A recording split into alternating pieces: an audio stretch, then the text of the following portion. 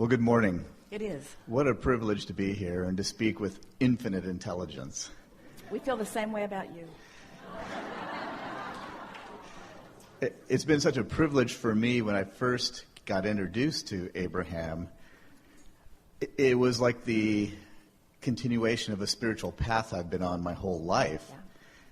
But I was just amazed that Abraham even existed, that there was such a source of infinite intelligence, although I kind of always felt connected to it.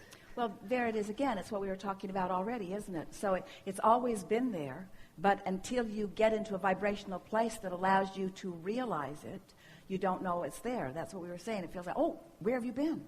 Where have you been? $1 million bank account. Where have you been? All that you want is possible. You just have to find a way to allow it. And that's part of my question. What's the difference between, let's say, foreordination and predestination? I mean, because you said that we have desires that we have created even before we came here in the physical. We like the word trajectory because in the same way that as you stand now, exploring and considering and asking and allowing and therefore expanding, it has always been thus. And so, of course, you existed as consciousness before you came into this physical body. And of course, that consciousness was exploring and asking and expanding. And so we like the word trajectory, meaning, yes, you clearly held intentions. And being here in this physical body is the result of those intentions that you held. But we also like to say that it is that which you are attracting here, out here on this leading edge, that is dominantly what is affecting the vibration of your being and therefore the outcome of your life experience. We're going to answer this question in a way that we've not answered it before. You're going to like this. So if you're looking at it from the big picture standpoint, so try for a moment to stand in the place of your inner being, who still, by the way, stands in this non-physical beingness with us, even while you, who are an extension of that, is here focused in the physical. So if you look from the larger picture, which is non-physical, standing here in this non-physical realm where we are, and you understand that from this vantage point, the trajectory is one that you would call general in nature, to come forth into the physical experience, explore, discover things to be excited about, to give birth to fresh desires, ride those rockets of desires, use your guidance systems to stay in a vibrational alignment with those desires, and let this time-space reality be a manifested version of the trajectory of well-being that you hold from this non-physical perspective. Understanding that no matter what happens in the physical realm, that you will return to that trajectory, because after all, it was no one's intention to come into this physical body and just stay here. You always knew that the trajectory included a reemergence back into non-physical, and you knew that all is well. So from that vantage point, that is the trajectory that non-physical held for you. Here in this physical body, life experience is causing you to continually create and add to your trajectory. So not only do you hold that intention of well-being, of knowing your worthiness, of knowing and being your value, of feeling uplifted, of being lighthearted, of knowing your freedom, of exploring this time-space reality, of finding things that interest you, of paying attention to your guidance system, of lining up, of staying in sync with source energy, of being this physical extension of source energy, of tuning in and tapping in and turning on and having a wonderful time and feeling the exploration of it, and being in a time and space reality where as time is moving and space is moving around you, that you can actually feel the progress of your intentions upon your trajectory. How good does that become? You see. So it is not predestined. You were not predestined in the details of your life experience, but there was absolutely a trajectory of intentionality, of coming forth and exploring your freedom and exercising your right and knowing that you are the creator of your own reality and knowing that no one else had any means to control you, not ever. That it was always your vibrational response to conditions that might look like control, but it was never someone else controlling you. So the difference between foreordination, which we would call that non-physical trajectory, and that predestiny, which sounds like non-physical had it all figured out before you got here, and now you've got to find the path. That's not the way that is. Surely you can feel that here and now. Yes? Yes. So I feel like from the time I was really young that there were certain things that I was, supposed to do. And it seems as my life has unfolded, sometimes those directions have happened and sometimes they haven't, which have kind of confused me. And then certain people have come into my life, which I felt like, wow, I've known you before, before I ever came to this earth. And it's kind of like there have been those coincidences of connection and such. These are all the things that we were talking about. So as you come into alignment with who you are and you're following your inspiration, you'll meet all kinds of others that are on the same vibrational wavelength, and that feels like coming home. In other words, you're calling that feeling of being in sync with who you really are and being there consistently enough that you're hooking up with others that are consistently in sync. There is that feeling of long time knowing because it is something that is inspired from this broader non-physical perspective.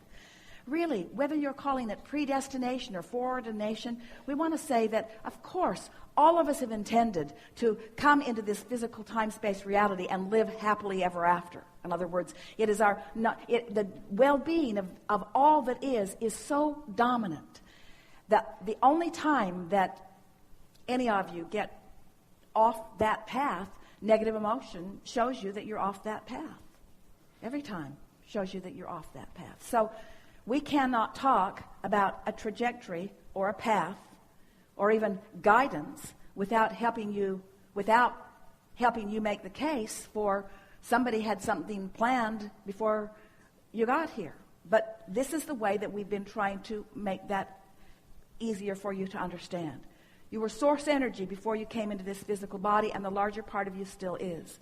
In this physical body, you are exploring and determining your own preferences. And because this is the leading edge, these preferences are new and unique unto you. You might not realize it, but these decisions that you're making, these desires that are being born within you, really are unique unto you. So you are launching these rockets of desires that have not been launched before. And when you do, Source, who understands your purpose for being here, understands your part in all of this. Source, who understands that you are part of Source and Source is part of you, and who spends no time trying to separate the two.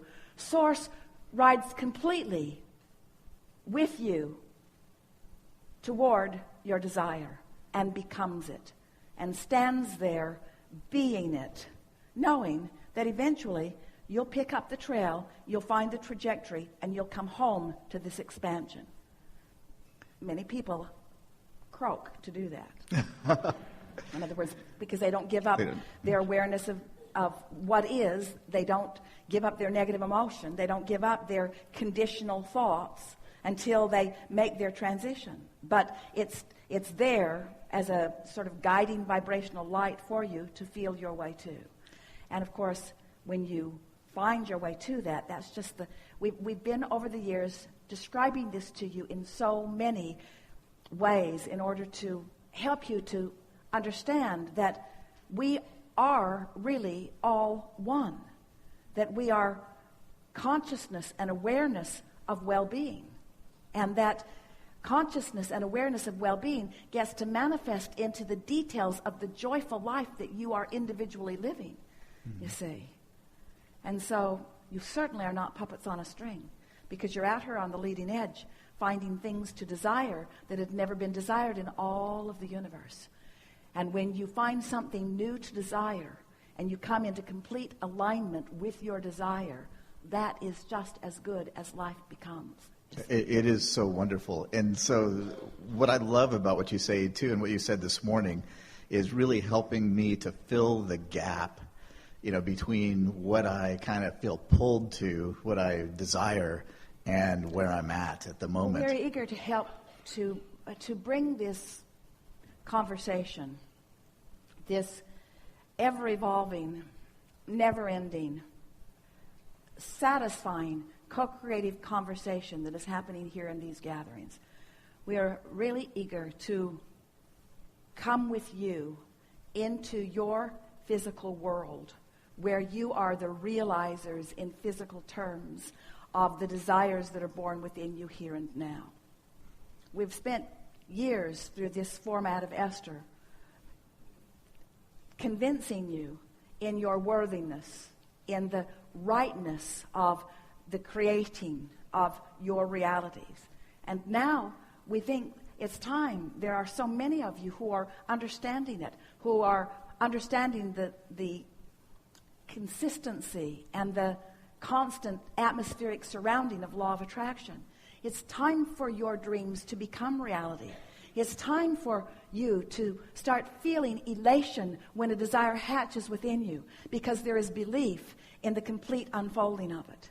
And we know for sure that a big part of why you don't sometimes allow the unfolding of your desires is because you don't believe in the rightness of that somehow you've conjured some separation between being spiritual and therefore good with being material and therefore maybe not so good. I've been there. And we want to say to you that you are extensions of Source in this physical world, and that everything that you witness is an extension of that which is spirit or that which is Source, you see. It's right for this time-space reality to inspire desires within you. And those desires that are inspired within you, hear that. We want those words to always be together in your mind forevermore. Desire that was inspired. Desire that was inspired. Not desire that was greedied out of this time-space reality. Not desire that was hammered out of the difficulties and on the backs of the masses. Desire that is inspired from the eternalness that is you. And so there's this constant, you in a weak moment, and by weak we mean in a moment that you're not beating the drum of your resistance. In a weak moment, you're inspired to a desire. And Source is saying, it got through. It got through. The true nature of who you are was inspired into this time-space reality. And now it is our promise to you that as you follow the path of that desire, that joyful path of the unfolding of that desire, do you love getting an idea? Oh, yeah. Do you love that feeling of inspiration? Do you love watching your idea start gaining traction? Mm-hmm. Do you love watching your idea begin gaining momentum? Do you love fruition of your desires? Isn't that satisfying? So when you start allowing your desire to flow naturally and easily, and you understand how simple it is to unconditionally follow the path of the desire, people are going to be looking at you. What are you on? I'm on the path of desire. Give me some of that. I've caught hold of the true trajectory of my beingness, and I stumbled across my worthiness. And I'm in a state of constant allowance of well-being to flow to me. And I am having the time of my life. Yeah. Am I? Really good.